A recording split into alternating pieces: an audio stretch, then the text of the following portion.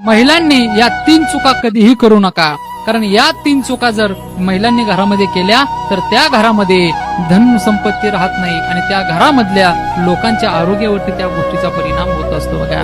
पहिली गोष्ट म्हणजे संध्याकाळच्या वेळेला घरामध्ये कधी झाडून काढायचं नाही, आणि झाडून जरी काढलं तर तो झाडून काढल्याच्या नंतर गोळा झालेला केर मात्र रात्री कधी उचलून बाहेर फेकायचा नाही, तो तसाच घरामध्ये राहू द्यायचा आणि सकाळी उचलून टाकायचा. आणि दुसरी गोष्ट म्हणजे संध्याकाळच्या वेळेला आपल्या शेजारी पाजारच्या लोकांना दूध किंवा दही अशा गोष्टी कुणाला उष्ण्या म्हणून द्यायच्या नाही.